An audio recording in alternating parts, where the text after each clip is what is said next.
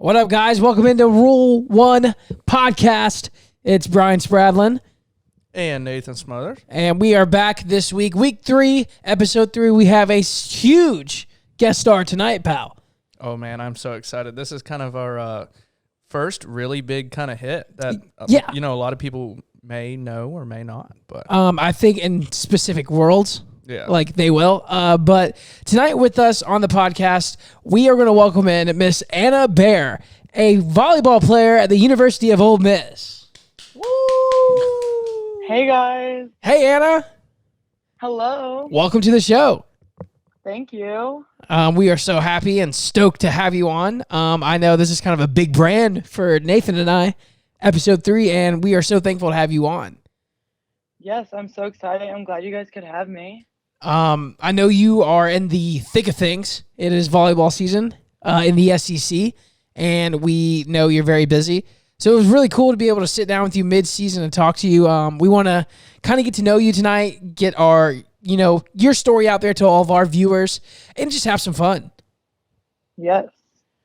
So sounds good. Let's get it rolling. Yeah. Cool. And so, during volleyball season, what does your everyday look like? I mean, obviously, you said it's 8 o'clock your time now?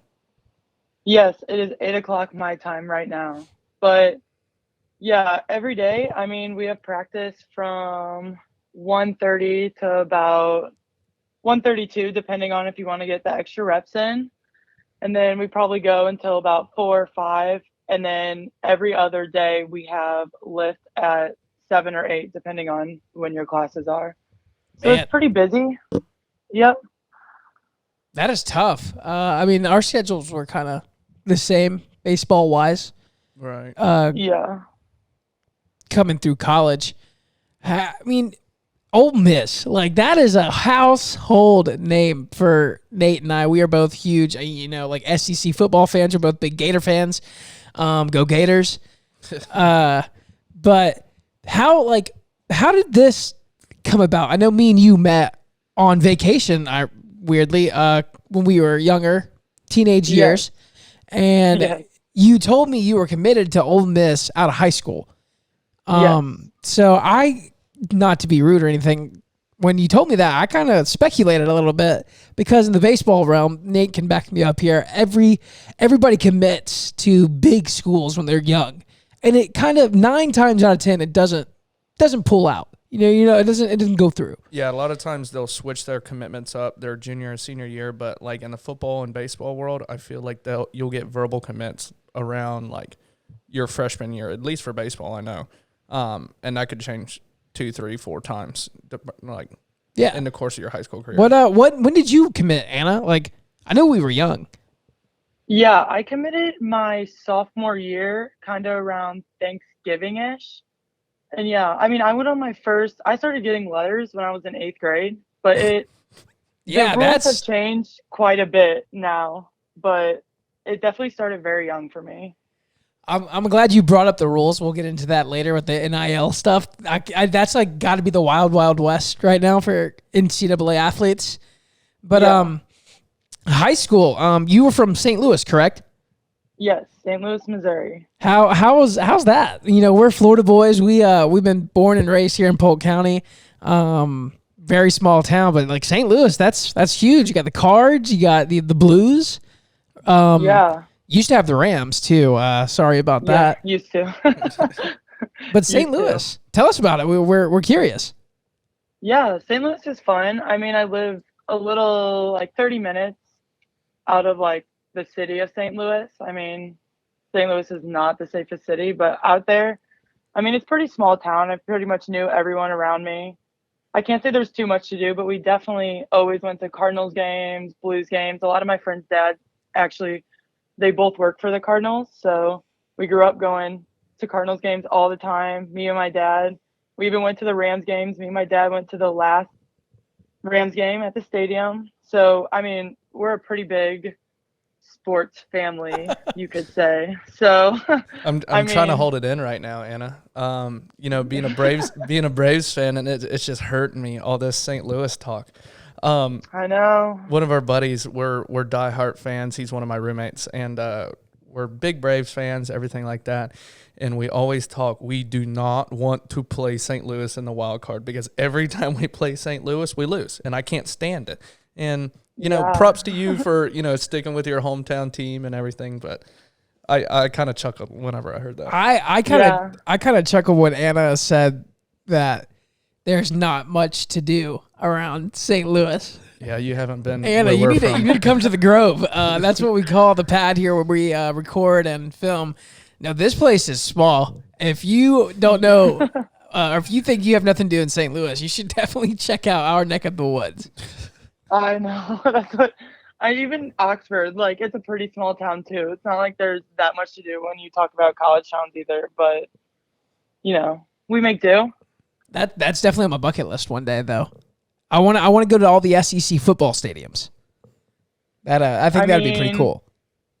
You have to experience the Grove too. The Grove is something that is awesome. Yeah, that's my partner's looking at me because that's what we call the house here. We thought that's kind of funny, but the Grove is like not the Walk of Champions in Alabama sense, but the Gator Walk. It's like that kind of area. Okay. But for Ole Miss, they call it the Grove. Hotty toddy. Oh, that's pretty cool. I never knew that actually. So it's crazy. Yeah. Back to the St. Louis. You went to an all-girl private high school, right? Yes, I did. Well, what's the name? It is Ursuline Academy. Man, what was that like? I could not imagine. Yeah. I know. When I came here to Ole Miss, everyone else went to, usually public schools. I had a few people who went to private schools, but most people went to public schools, like co-ed. But I was like, in St. Louis, it is like, you either go to an all-girls school or an all-boys school. I mean, that's just like what it is in St. Louis. It's so weird, so different. Everyone's always like, oh my gosh, how'd you meet guys? But like, they're always like, it's like, I'm sure you didn't have a problem. There's all boys schools. Like, it's like we're gonna meet guys, but that's like the first question everyone asks me. Like, how did you ever meet guys? Man, I was like, that's nuts. Like all boy, all girl. Couldn't imagine. Yep. See, I can relate to the whole private school thing. I grew up in private school ever since I was in kindergarten, so I can relate to that. But you know, we had girls, and I don't know. That's a whole nother culture up there, I guess. I was public school, born and raised, like K through 12, public school. Fort Meade Miners. Yeah, baby, bring it on. How about you? 3-2 this fall. The boys are doing all right, I guess. But no, you've smashed every record at your high school for volleyball that I see. I mean, I've seen the Instagram post from a long time ago, and I've seen some stats online. How did you? I couldn't imagine managing that kind of, you know, I don't want to say fame, but like reputation. That's a good word for it. How'd you manage that like reputation going through high school, knowing that you're an Ole Miss commit and you're kind of at this all-girl private school and you're there to play volleyball? Like how did you manage all of that? Oh gosh. I mean, I would like to say I'm a pretty humble person, so I kind of acted like I was like, guys, it's not that big of a deal. Like, it's really fine. It's just volleyball.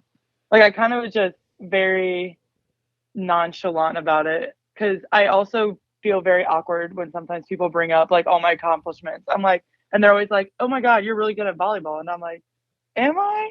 Like, it's just, I hate when all the attention's on me sometimes, but it was definitely, I mean, I had many people all the time always like, oh my gosh, you're the girl from Ursuline who plays volleyball. I was like, yeah, I am. But yeah. I bet it was hard to manage. I couldn't imagine, you know, having that kind of status as a D1 commit. Yeah, so Anna, I mean, in terms of like high school, what was your routine like in terms of, I know for myself, I played 2 different sports and really didn't have a life outside of high school. I mean, were you basically in the weight room? Were you doing extracurricular activities, or was it pretty much like just straight volleyball? I pretty much just played straight volleyball, and it's weird because I never really got into like lifting before college. Like once I got to college, I love the weight room now, like love lifting weights, but we never really, I mean, especially with high school, we didn't really do too much weight stuff. I mean, we did strength and conditioning for club and stuff like that. But I mean, pretty much it was in the fall for high school season, it was practice almost every day, and then you got the games throughout the week. And then right after that was over, it was club tryouts in the winter, and then got right into club, and that was pretty busy too.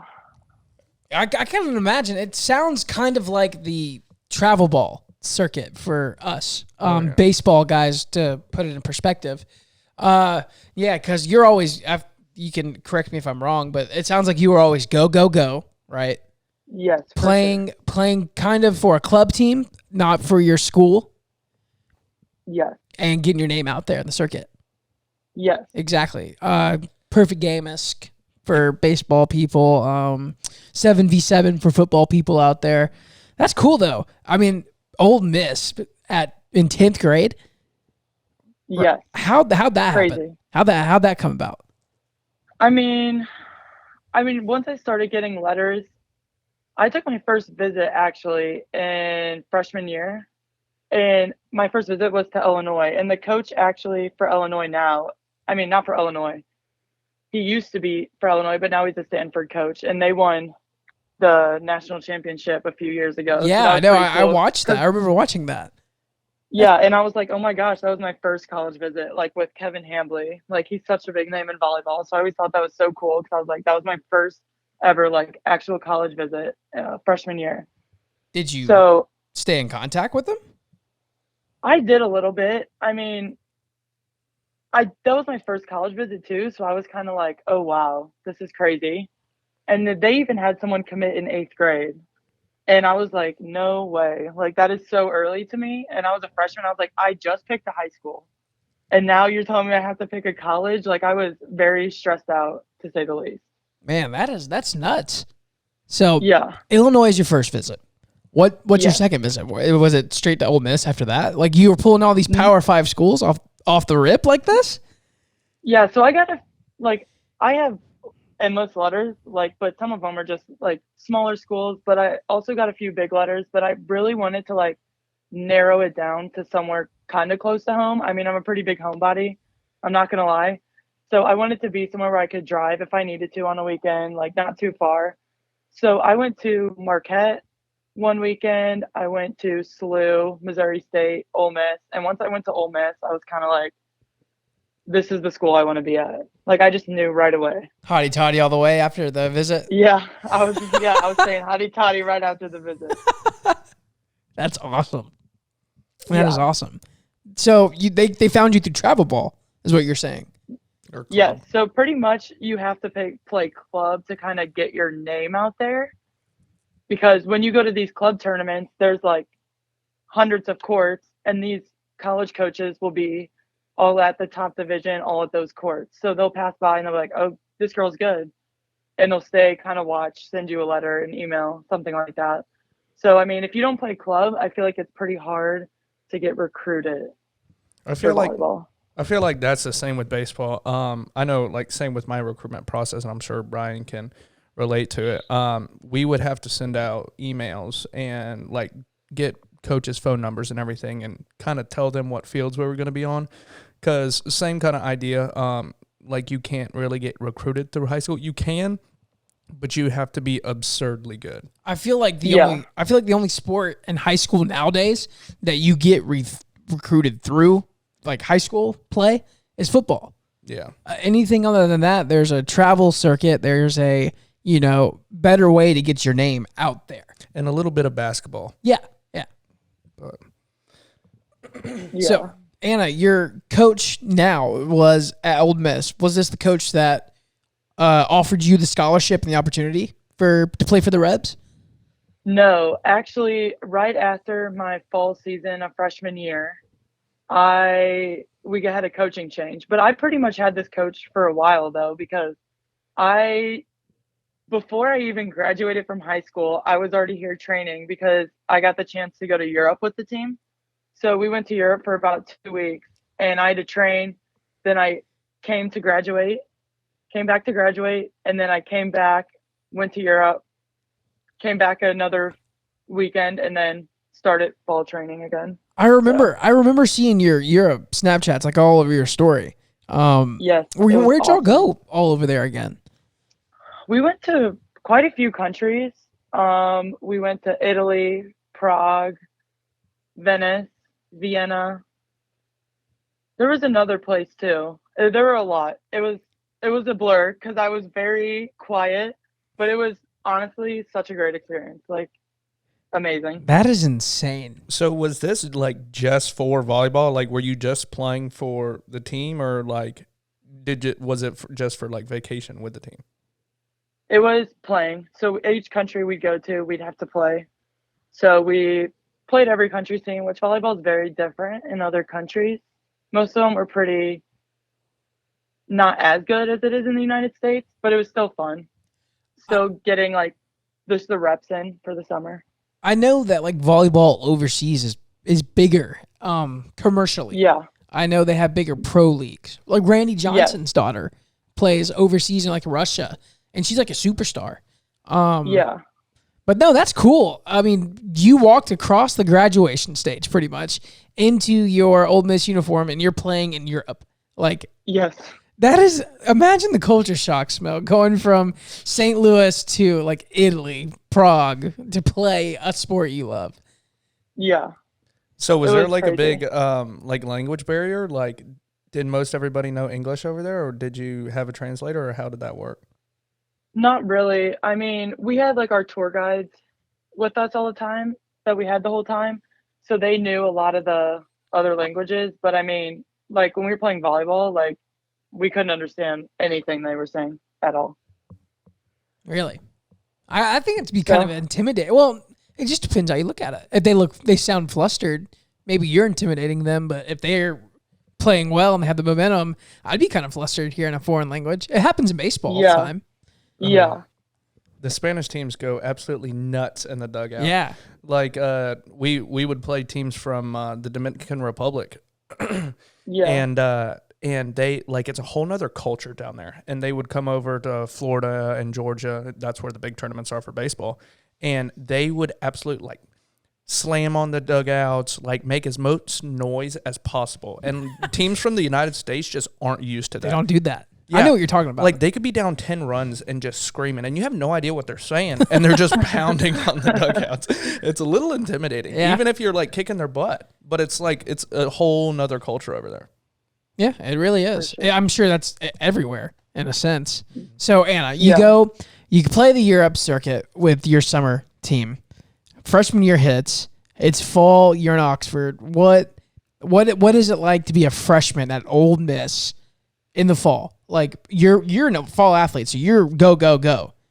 Yeah. So how was that transition from high school, kind of, being with your parents, being with your family, being the big fish in the pond in a sense, and your sport-wise, coming to, you're at a Power 5, big-time brand, big-time deals, freshman, 18-year-old, here you go play. Like, how was that transition? I was also way more shy and not as outgoing as a freshman too. So I really struggled the first few weeks, like transitioning into like going to classes. I'm missing classes almost like a lot. Like I missed class quite a lot. Yeah, we can definitely relate. Trust us. We know that we know the grind. Yeah, I was very overwhelmed. I think the first 2 weeks I was just like crying because I was like, oh my gosh, I'm going to class. I have tutors. I have practice. I felt like I had to be perfect at practice because I'm a freshman and I was playing. I was very stressed out, but I managed it pretty well. I mean, the seniors that I had were amazing. They really made me feel at home. They helped me get acclimated. I mean, I feel like every freshman goes through that phase where it's like, oh my gosh, because it's so different. Like, it's like each person goes from being the standout player in their hometowns, and then you get to the SEC and you're like, wow, there's so many people that are just as good as me and better. So you're just like, it's just very overwhelming. I will say that, but I got acclimated pretty fast.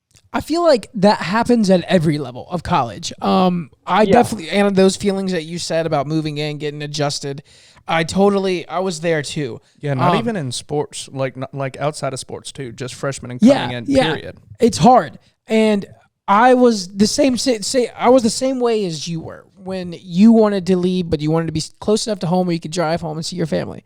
So I did the same thing. I went 3 hours down south, but I had the same feelings. I was a freshman. I wanted to be perfect. I wanted to be, the guy that they were telling to go catch all 9 on a Saturday in a conference series my freshman year. And realistically, it's not possible. That was hard to put on myself, and I'm sure you are a senior now, correct? Yes, I'm sure you can attest to that too. Your, goals your freshman year coming out of high school, looking back at them now, they were very ambitious. Our situations might be different, but you kind of realize the older you get in your sport, man, I was young. I learned all this. I got here now. This is, I'm thankful for that experience. I'm thankful for stressing in the fall. I'm thankful for being that kid that missed home but figured it out, Yeah, totally agree. I'm glad that, it happens to everybody. I feel like I wish colleges were a whole lot better at making that transition for freshmen, because I know I struggled my freshman year big time. Wouldn't go to class, kind of got the whole independent issue going on. So it's like it's hard to kind of prioritize what you want to do. And then on top of that, I had baseball. But I feel like every freshman coming in struggles big time. And if college could figure out a way to ease them into it, I don't know. You know what I mean? I feel like that'd be helpful. But Anna, so I was wondering, I mean, the difference between merch basically that like we got and I see every D1 athlete gets. I mean, for instance, Brian and I, we got 6 cotton t-shirts, 2 pairs of shorts, and then we got a pair of cleats and a pair of turfs. So and uniform.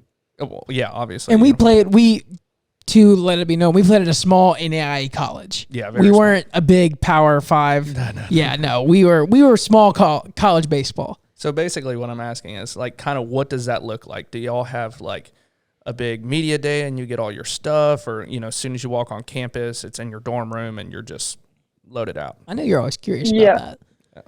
Yeah, so as a freshman, when you come in, you'll get some stuff, just like practice in the summer, your workouts and stuff. So you'll get a few things. You'll get a pair of shoes, like volleyball shoes, knee pads, like a few spandex socks, all the basics. And then each year, the day that we start preseason training, so like our 2-a-days, you would call it, the first day is all meetings, and then our Nike Christmas, as we call it. So it's always like, oh, Nike Christmas. Yeah, it's like Christmas in August. We got an Augusta Christmas.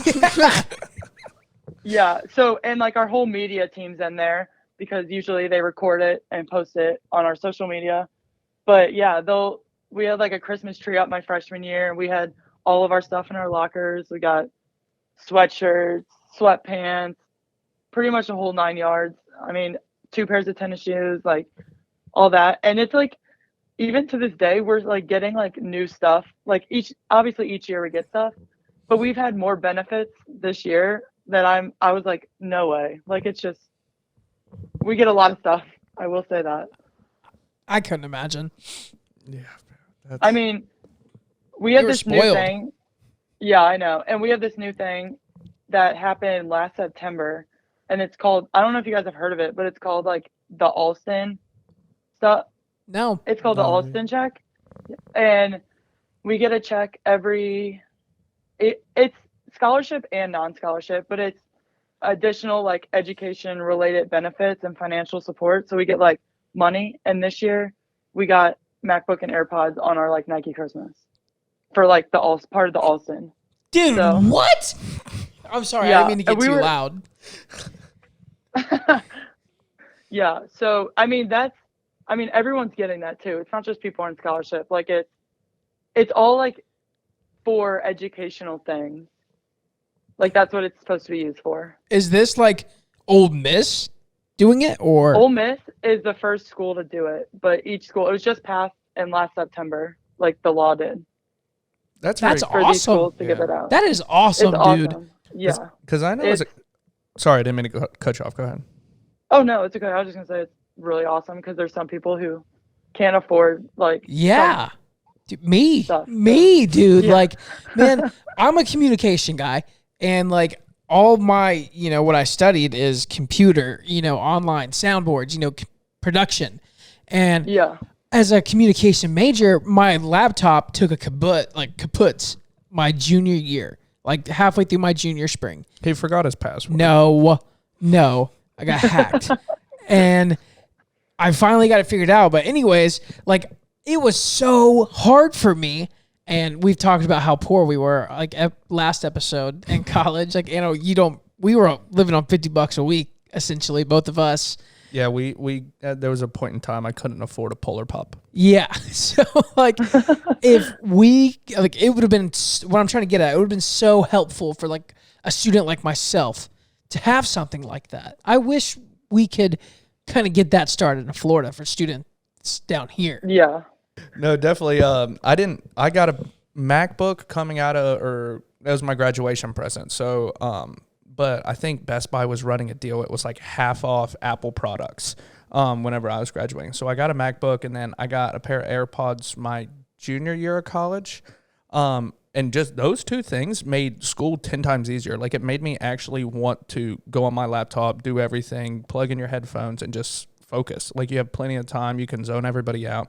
And I feel like if people could apply for scholarships like that, or if, smaller universities or whatever, if somebody could come up with a scholarship and you apply for it and give it out to, 100,000 people, like that would be really cool. Yeah. The Rule 1 Podcast Foundation right there, bud. We can get some sponsors for that. Oh, yeah. We can. Anna, that is awesome. I'm glad you mentioned that.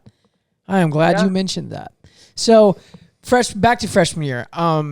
You said that you were kind of, hesitant being on campus, missed home. Was there like a moment in your career, like as a student or as an athlete, that the switch kind of flipped? Like you were, kind of more mature. You were kind of happy with your living situation. You were, comfortable at college. Was there a moment for you where that kind of, flipped on? I feel like there wasn't really a certain moment where it just flipped. I feel like I just started getting more comfortable around my teammates. I wasn't as shy. I had started to actually build relationships with people, and that just kind of helped me because I felt more at home. Like I felt like I had people away from home, and that really helped for me, I feel like. Yeah, I agree. I was just wondering because your games are all broadcasted. You're on the SEC network weekly. Sometimes ESPN in the playoffs. I know coverage isn't as strong on volleyball. I wish it was because I like watching the sport. Every now and then it's cool. But I didn't know if there was like a kind of moment confidence-wise that, you just hammered Spike down on, LSU and Baton Rouge in a crucial conference game or something that just kind of turned it around. Got it going for you. I mean, I definitely gained confidence on the court when we played Tennessee because that was our Tennessee was really good. In my freshman year, when we beat Tennessee, we were like, oh my gosh. We were like, this is insane. And I played the whole game too as a freshman. So I was like, I gained a lot of confidence from that game and just knew I was like, okay, I can compete with these people. You can compete, Anna. So that's awesome. As Florida fans, me and Smo here, we kick up on those Lady Vols, beating the Volunteers. Yeah. It didn't happen this year in football, but oh well. Always next year, bud. So Anna, how does it feel like to play a game and then the next morning you turn on the TV and you see yourself on SportsCenter? Yeah. It's definitely crazy. It's really weird. I could not imagine that. Each time I'm still like, wow, that's really weird. Am I really on TV? I would be DVRing them. Be like, when I'm older and my grandkids are running around hey, Bo, come check out your granddad's highlights on the ESP. See, everybody else is laughing at that. I'm laughing that you would actually name your son Bo. Bo Spradlin, watch out. That's a 40. He's coming. He's coming. What's the hardest, we're getting into playing stories. What's the hardest, court to go play at? Who has the best home court advantage in the SEC for volleyball? Ooh, in the SEC. I'm trying to think of who would be the best home court. I mean, I definitely have the courts I like better to play on, but I wouldn't say certain courts stand out as in like fan base wise. I mean, we just played at Nebraska this preseason, and that was like, as a little kid, something I've like looked up. Like I've been like waiting to do. Yeah, volleyball's huge out there, isn't it? Like it's Yeah. mainstream. Yeah. I mean, Nebraska doesn't have any like, I mean, so does Mississippi doesn't either, but they don't have any, like, it's not like their football team's that good. They're just like, their volleyball team is like in Nebraska, like what everyone goes to. Oh yeah, So hey, they don't have, yeah. Anna Bair, you create tension on this podcast with Nebraska fans. I'm here for it. I'll talk any college sport, any argument. I'm here for it. I love it. So Nebraska, Yeah. that was pretty cool. I mean, It was like every game is sold out. Like tickets go on sale, and they're like not. You can't get season tickets, for like a few years. Like they're already like sold out. that's It's insane. That is And crazy. that gym, amazing. Like everything about it was, like the gym was packed and like filled to the brim, and you usually do not see that at a volleyball game where it's like a stadium is filled. So in terms of like you were talking about, you have like more favorite places to play. Now, do the courts differ like in terms of volleyball? I know baseball you've Like got feeling, you mean? Yeah, like actually playing on the court is in volleyball. Does that vary from place to place? I know baseball, you could have a bad infield, you could have holes in the outfield. Like it really just depends. Yeah. Like the ball plays completely different. So does that change the way you play on different courts, or how does that work? I don't think it changes the way we play, but some teams actually their courts have Terraflex and some don't. So some it's like normal hardwood floor, and Terraflex is like it's so much better on your knees, your joints, everything. So we love the schools that have Terraflex. So But like there's some question for our viewers and myself, Terraflex, it is what exactly? So Terraflex is like a softer, like Surface hardwood wood? floor. Oh, okay. That's nice. Kind of. It's like, I don't even know how to explain it. Would it be It's kind of just- like a laminate, if that makes sense? I don't know. Like softer. Yeah. Make the wood softer? Yeah, Okay. wait. Yeah, Okay. like diving, everything is so much different on a Terraflex. So we're always like, I think we're down to like 2 schools in the SEC that don't have Terraflex, which is us and one other team doesn't. But a lot of teams are like getting them. They're just really expensive. It kind of sounds like the difference between a turf and a grass field for baseball. Yeah, it's just Yeah. like an indoor different sports court. So Yeah. Every athlete has things like that. That's cool. I personally loved playing on turf. Hey, I'm going to start a promotion for a Terraflex court at Ole Miss. literally, we've been telling our coach, we're like, oh my gosh, what we do to get a Terraflex court. Like, oh my gosh, it'd be so nice. Roll One podcast, we're going to make a change. Terraflex courts everywhere. Yeah. So Nebraska's number 1. Okay. Yes. So SEC wise, so student section, toughest one you've played at. Like, Yeah, do you get heckled? yeah. At my yes. old school, we used to go to volleyball games and we'd heckle all the time. So, I mean, pretty much most of the schools are pretty nice about being like heckling us. I mean, usually it's just like the basic stuff you get, like, oh my gosh, did you forget to tie your shoes like while you're serving, stuff like that. And I'm like, okay, come on. But we actually just played at a school recently, and the fans were pretty brutal, like really brutal. Like I went to go take my inhaler before the game. Like I got asthma. I don't care. I'll tell everyone I have asthma. And I was getting like, they were roasting me for taking my inhaler. I was like, oh my gosh. And that's what we were like. And there was an incident recently at BYU for volleyball that got pretty big. Yeah, I saw that on the ESPN. students. And they were making fun of like appearance almost. And that's where I was like, okay, that's where you should need to draw the line, especially with girls, because I feel that's just crossing the line. Yeah, And it was all, absolutely. like appearance. It wasn't even play. It was girls' appearances. They made something about a girl's eyebrows on her team, like just like stupid stuff like that. And it was like, okay, that's where like you cross the line when you start talking about girls' appearances. So that was pretty bad. It was pretty brutal. I even got one before the game. He was dressed as like a taco, literally. And he was like, hey, Anna, he was like, hey, Anna, I just had someone ask to take a picture with me. And I bet you haven't had anyone ask to take a picture with you. You want to know why? Because you're a nobody. The whole time you just call me a nobody. I was like, dude, you're not that funny. Like, Man, I would have told him to check the Ole Miss Instagram. You are somebody. 1K. 1K. Congratulations on your recent, or like your accomplishment. Thank you so much. That's huge. Yes, thank you. 15th all time on the list. Yes. That's awesome. School history right there. It is. Pretty exciting.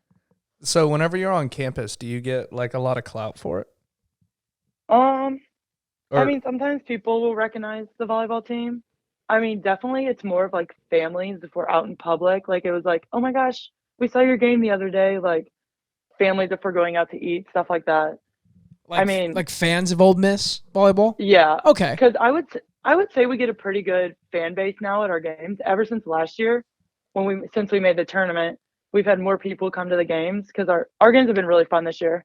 But I would say majority of our fans are like families who come because, like I said, Nebraska, like we don't have any like pro teams in Mississippi, so they come for all the Ole Miss athletic stuff. Atmosphere, the fun, awesome. Yeah. In the SEC, I've recently noticed a lot of better promotion videos, better hype videos, if you want to call it, around every program.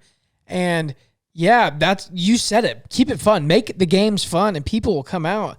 And you said you're having fun on the court, and y'all made the tournament last year. That is an accomplishment in itself. I know how hard it is of a season to grind out to make a college postseason. It's definitely a toll. So shout out to the Lady Rebs for that accomplishment. And no, that's awesome. That is awesome. Yeah.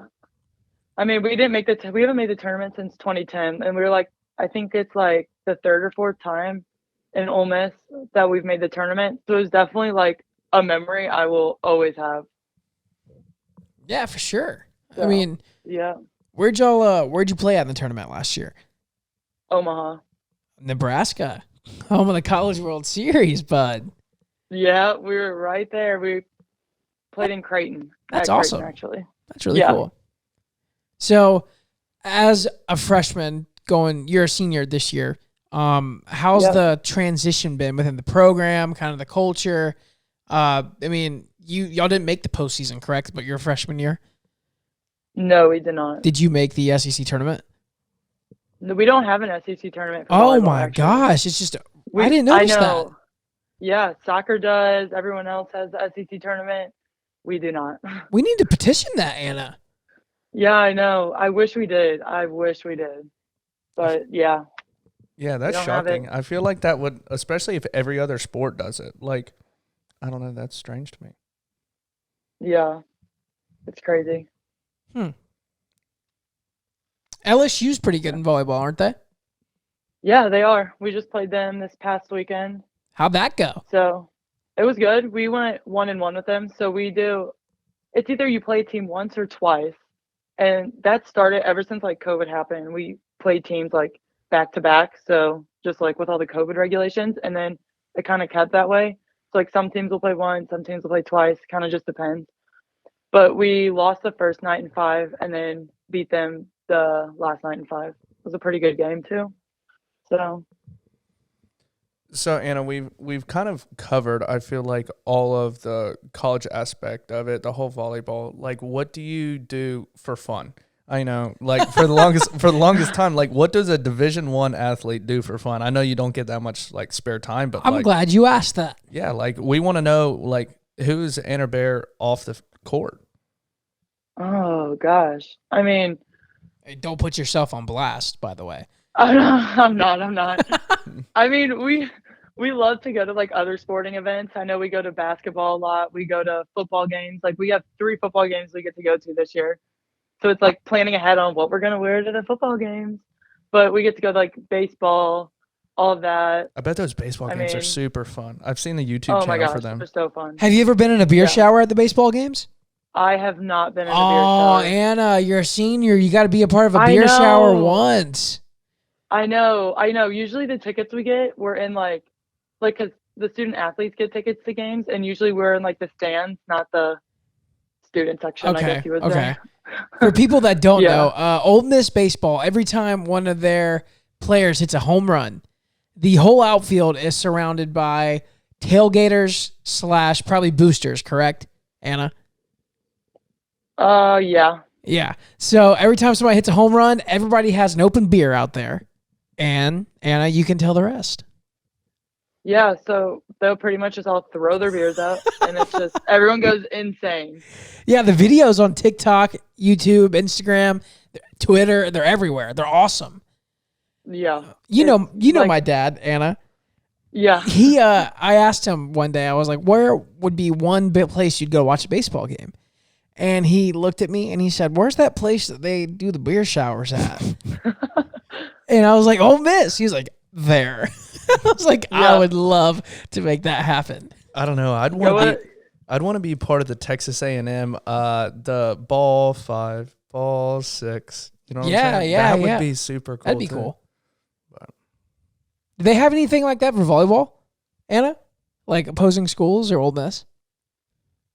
For like what do you mean? Like pregame chants or like, you know. Like traditions. Yeah, like, yeah. Not really, I feel like. Oh, man. I know. Time to start for some. volleyball. Yeah, I was about to say, because like Florida touches the Gator head like before they come out of the field. Yeah. And Texas A&M's got their like 12th man and stuff like that. Man, that's crazy. Yeah, I feel like every sport kind of has something. I guess y'all don't. Anna, I'm starting to feel like it doesn't mean more in the SEC for volleyball. I mean, I guess people do stuff that like I just don't know about. Are you superstitious, like in terms of like your pregame? Yeah. Yes, I am very superstitious. Oh, man, I want to hear. Like, I mean, freshman year, I had the same headband. I had Did you my wash hair it? the same way. I did wash it. Oh, okay. So, Brian didn't wash his jockstrap. Like, gosh, dang it, man. Sorry, I kind of put you on blast there, bud. Sorry, continue, Anna. did. Anyways. Yeah, I'm just, really superstitious in that point. Like, I'll listen to the same songs, kind of. I mean, it's changed throughout the years. I don't like to switch my shoes unless I absolutely have to. Like, this year, my shoes, like, broke, and I was like, oh, my gosh, I have to put a new pair of shoes on. This is horrible. But, yeah, I'm definitely a superstitious person, but I'm trying to, like, get over that a little bit. But I was, too. Like, on the baseball field, What's the I biggest always wore the superstitious same thing? cleats. Like, if I had a good game, like, in a pair of cleats, I'd wear the luck out on them cleats and then on to the next pair. See, I always did this thing. I had two things. It kind of started in high school where I would have a good game and I was like, well, what did I do different this game? And we were changing it into our uniforms and I was wearing like ankle socks. And like, if you take your ankle socks on and then try to put like high socks on, it's kind of hard just because like your feet are warm. And so I was like, screw that. I'm not taking off my ankle socks. So I would wear my ankle socks underneath my like tall socks and absolutely went off. So like, I just started doing that. and then a big thing, yeah, it was like super weird. And then another big thing was, it started in high school. I took off my batting gloves or my batting gloves ripped and it didn't, like, for whatever reason, I didn't have Yeah, any. you did old school it. Yeah, no so batting glove grip on the bat. I would have no batting gloves, and when we would play travel ball tournaments, it was only wood bats. So we would have pine tar, which is like a sticky substance to kind of have a grip. So I would have bare hand pine tar and like roll with it. And I like ever since then, I just never wore batting gloves after that. Huh. So Anna, yours is the shoes and the headband. Yeah. Mine were the cleats. Yeah. Well, and yours were the no batting gloves. But no, that's awesome. That is awesome. yeah. All right, quick question on the spot, Anna. You ready? Okay. Where is the best place to go after an Ole Miss Rebels win on a Saturday in the fall, post game? In the fall, Yeah. I would probably say the library if I had to choose, which is a bar. Okay. Yeah. Yeah, I was about to say, is that like Knight's Library? Yeah, like in at Florida UCF? we have at UCF we have the library that people call it the lib. That's weird. Ew. That's kind of funny. Yeah. Since I'm 21, I can now say that, but Hopefully your coach doesn't get mad for that. I'm just curious because hopefully not. in Gainesville it's like Grogs or everything right there on University. Partner. Yeah, and salty. And Yeah. All right, Anna. So, snap Yes. question.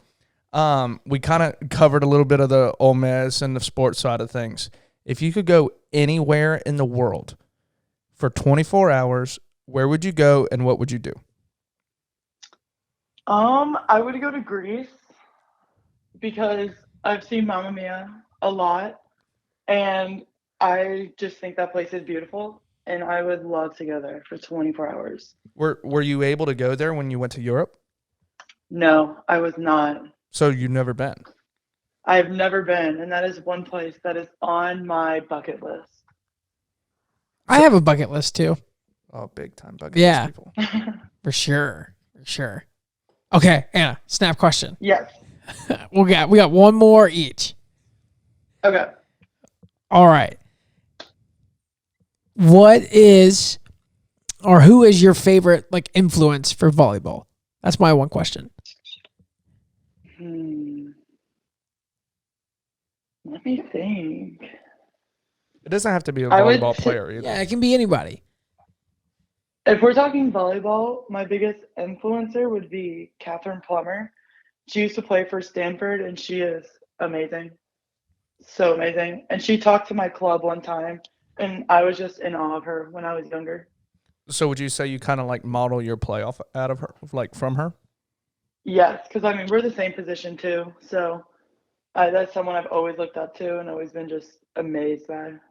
I feel like everybody has that kind of hero where they're Yeah, like, that'd be like I want to me- be like them. Me like meeting Yadi Molina. Like, you know what I'm saying? Or in a podcast sense, me meeting Joe Rogan. I was a big Charlie Blackman fan. Yeah. Last season for Yachty, though. I know. And the Cards and Wainwright and And Pool Holes. Thank Cool, God. yeah. Thank God they're all leaving. Like, I love them as players, but as a Braves fan, like, thank God they're all leaving. And I'm on the St. Louis bandwagon this postseason for the NL. I hope they win the NL side of things, but I hope the Rays win the whole thing. I would like to note the Braves did clinch the NL East tonight. They did. They did. All right. So, next snap question. All right. So, you're going to dinner. You could pick 3 people in the entire world, and you can and like you just want to learn from them. You can just have a conversation, whatever. Like 3 people. Who are they going to be? oh gosh. Oh, okay. One person would definitely be The Rock. I don't know why, but I really like The Rock. He's a Dwayne The Rock. great movie, like great actor too. And it's funny I because he know. started out as a football player, then WWE, and then all of a sudden now he's making millions doing acting. Yeah, he is. The Rock. Okay. Okay, The Rock. Um, We're kind of Okay. putting you on the spot. Yeah, right we here. are. I know. I never think about this very often. No, it's fine. Take your time. I want to think about mine Okay. too. I would definitely go to dinner with Lil Baby because I love music. I will say that. So is that That on is the aw- is that on the pregame playlist, Lil Baby? It is. Lil Nice. Nice. Baby is on the pregame playlist. And then I would probably pick Kevin Hart too because he's just funny. Kevin Hart. Kevin and The Hart Rock. would be like, that would be fun. Kevin Hart and The Rock together would be absolutely hilarious. Yeah, I think so too. Yeah. I think do you know yours? Go ahead, Brian. Yeah, why don't we all answer? I mean, this is an interesting question. You go ahead. I need like I'm like Anna, I have to fill out my third seat in my head right now. I have 2 in mind. I need to fill out my third person. Okay, yeah, I definitely have 2 off the rip. Like, if you ask me, instinct. Robin Williams would be my number 1. Absolutely love him. The guy's he's was hilarious in all the movies he played in. He was a stand-up comedian, so funny. And then he was a lot into not conspiracy theories, but he would like dive into like a lot of theological things.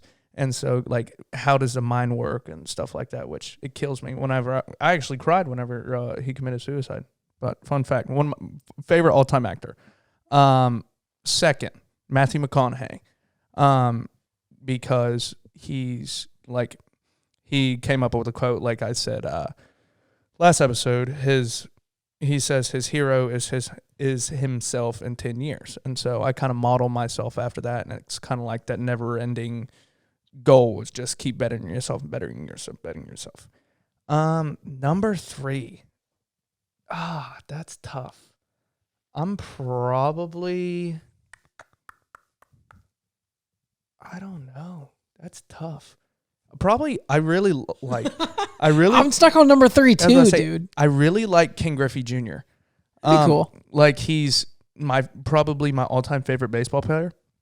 And so I feel like that would be a fun, and he's big-time businessman. Or no, completely take that back. Elon Musk. That's yeah, that'd be a good one. That'd be really good. I think you just solved my 3rd seat too, dude. Yeah, Elon Musk is unreal. You said anybody in the world. I took kind of a different perspective than y'all. I have Joe Rogan, my first chair. My second chair would actually be my college professor, Mr. Craig. That's cool. Yeah. Very personal. Dude, he taught me a lot about like journalism and like everything that goes into all of this that I'm doing here. Or we're doing here. And Elon Musk. I think having those 3 people, those influences, I think that would be one heck of a conversation, and I would fill out 3 notepads full of writing notes down.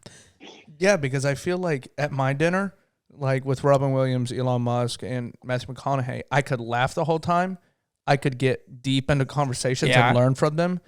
And then, I don't know what else. I mean, I feel like they'd just all around be fun people to hang out with. I think so. I would like your table too. And I'd like your table too. I would probably need to think about that one more.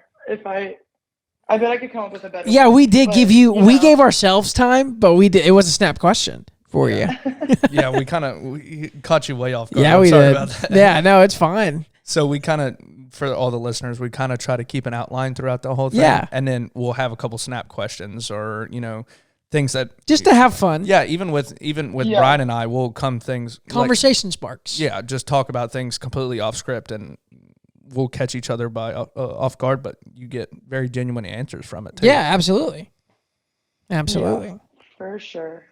So you got the last snap question, Brian? I think I do, but I don't think it has to be a snap question. I think it's a good question to kind of close things out here because, we've been going at it for around, 45, 50 minutes now. Yeah, I don't want to hold our busy superstar here up. She has a, jam-packed schedule.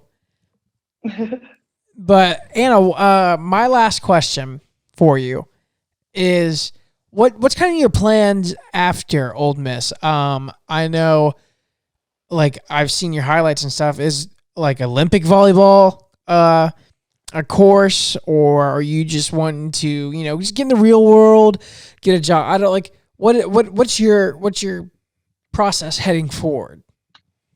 So after this season, I'm probably gonna take my 5th year.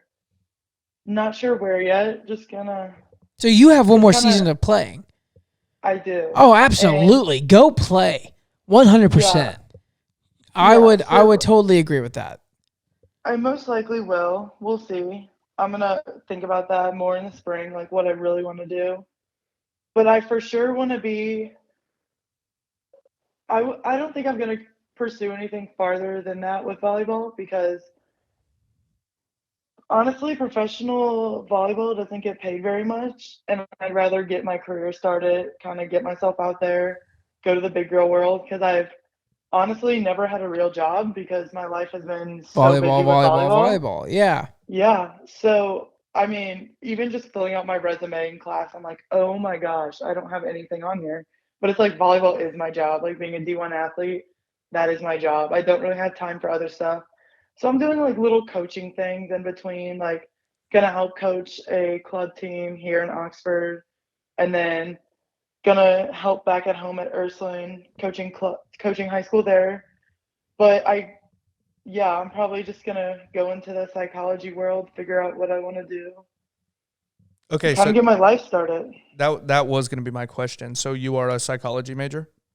Yes, I am a psychology major. So what kind of do you want to do with that? I mean, you talked about coaching a little bit. Do you want to be a therapist? Do you know, that kind of clashes in terms of coaching and psychology.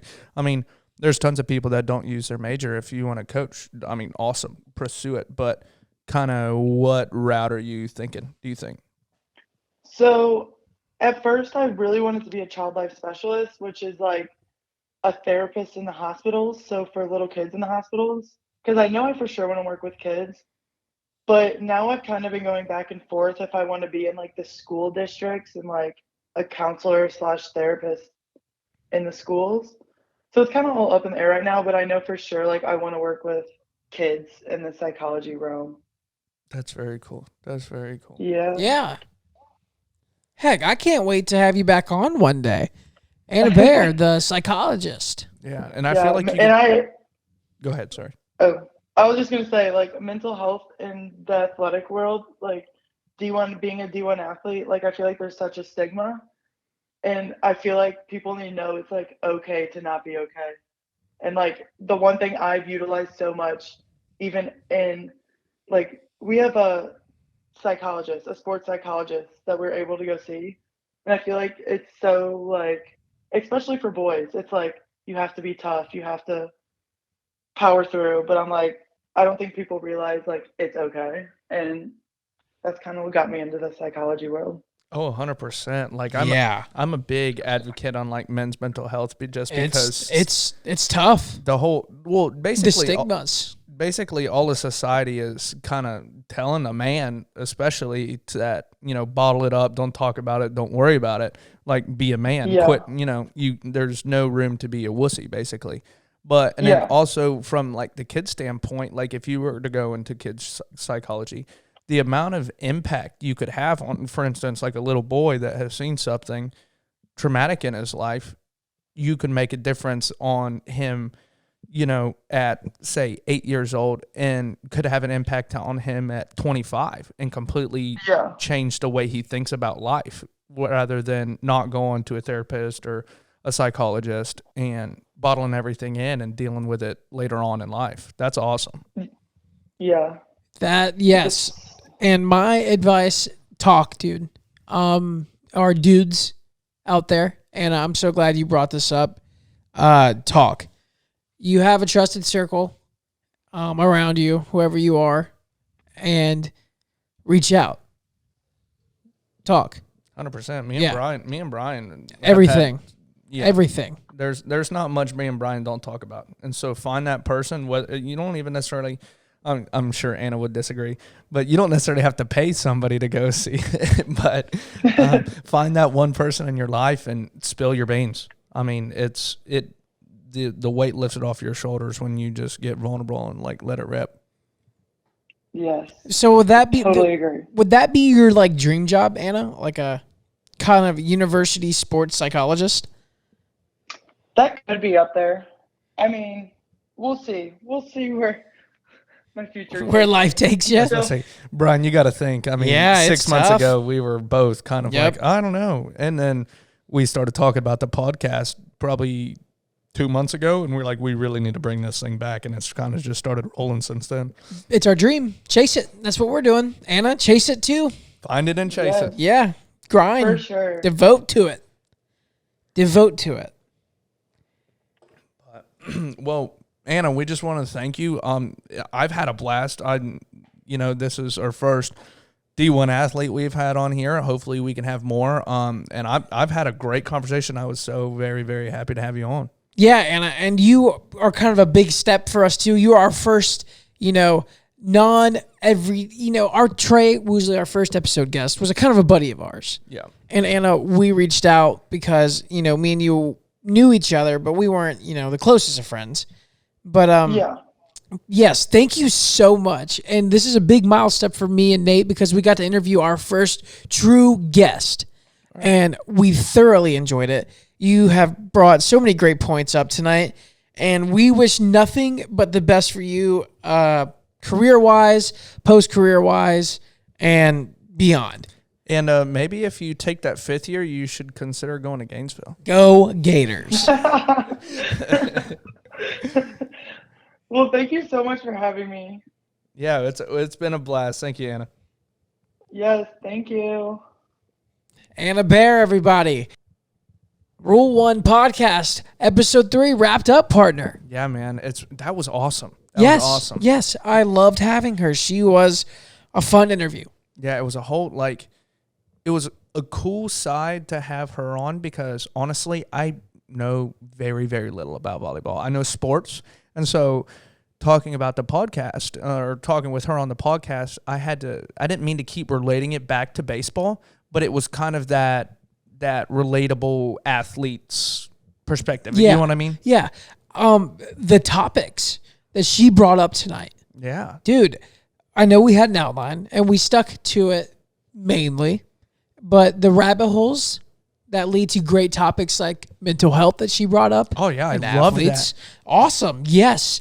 I'm so happy she brought that up. Yeah, to our viewers, like Brian and I both, whenever she brought that up, because we've talked about this a lot, we both looked at each other and our like jaws dropped and like, this is a conversation starter. Like, I love that we can have somebody that is known for their athletic ability come on and then come up with something like that. With the influence that she has. Yeah. Especially. And so she can get out there and talk to the world about, hey, these are some issues. We need to address these things. And I love that. I absolutely love that part of the pod. Absolutely. Partner, it is now around 10:30.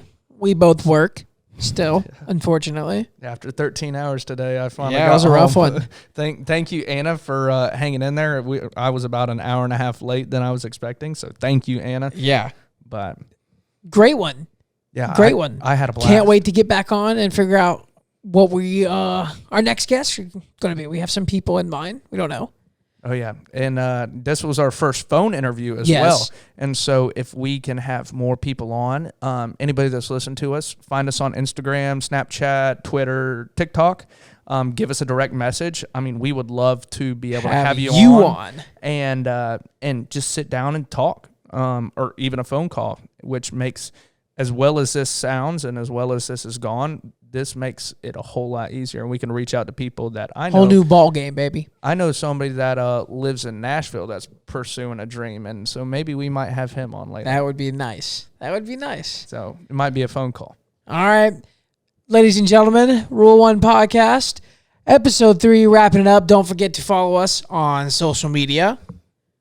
Twitter, Snapchat, TikTok, Facebook, Instagram. It's going to be Rule the number 1 podcast. No hashtag. No hashtag. Rule Awesome. 1 podcast. You nailed that like split hog, partner. Yeah, man. Love y'all. Appreciate it. Can't wait. Until next week, baby.